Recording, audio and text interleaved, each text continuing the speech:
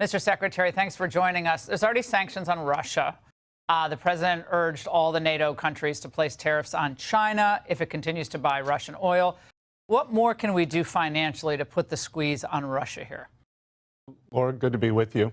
And we're doing a lot on Russia, but the real culprits here have been China and India in terms of buying Russian oil.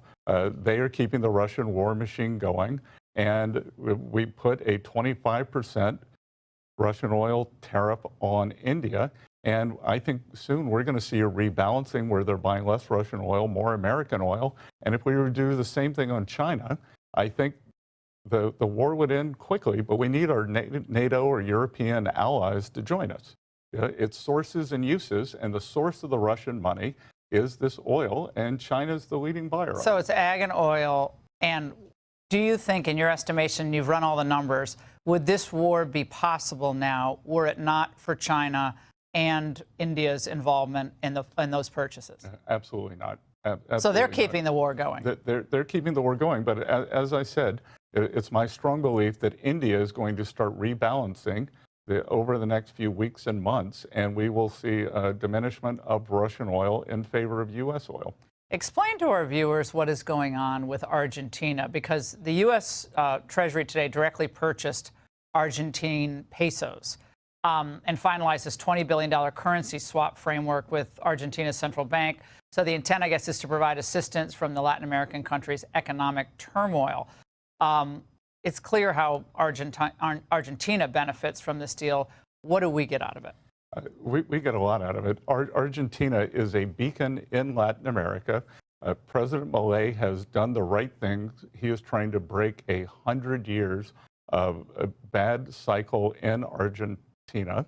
He is also a great ally for the U.S. He'll be coming to the Oval Office next Tuesday, and he is committed to getting China out of Argentina. They're all over the place in Latin America. And when people say to me, how is this not America first? I'll tell you why it's not. Do you want to be shooting at more gunboats like in Venezuela? We do not want a failed state. So this isn't a bailout? Sorry, it's not a bailout at all. There's no money being transferred. The ESF has never lost money. It's not going to lose money here. I was in the investment business, mostly currencies, for 40 years. You're supposed to buy low, sell high, and the Argentine peso is undervalued. We're going to have an election in Argentina the 26th of this month. We think President Milei will do quite well, and he is putting the Peronist path behind them. And people in the U.S., especially on the left, they are willing to, Senator Warren tried to put a bill in front of the Senate that the Exchange Stabilization Fund could not bail out Argentina, which I think is rich because she's an American Peronist. Don't cry for me, Massachusetts. And when Joe Biden was in office, what was their idea of foreign aid? It was circumcisions in Malawi and drag shows in Central America. So we are going to use Argentina as an example. We back up our allies, and the Obama administration missed a big opportunity in the 8 years he was in, as many Latin American governments went center-right. So we are seeing Argentina, Paraguay, Ecuador, Bolivia, I think Colombia in the next election. So it is This is key for us. China is all over Central America, Latin America, Mexico, South America. It's critical that we maintain really good relations and that these are strong economic capitalist systems, is it not? It is, and we also saw China put on more rare earth export controls last night, and Argentina is rich in rare earths and rich in uranium, and I think they are committed to U.S. private companies coming in and being good partners with them. So China's trying to put more export controls on minerals, rare earths, heavy rare earths, heavy and medium rare earths, some other things, related technologies.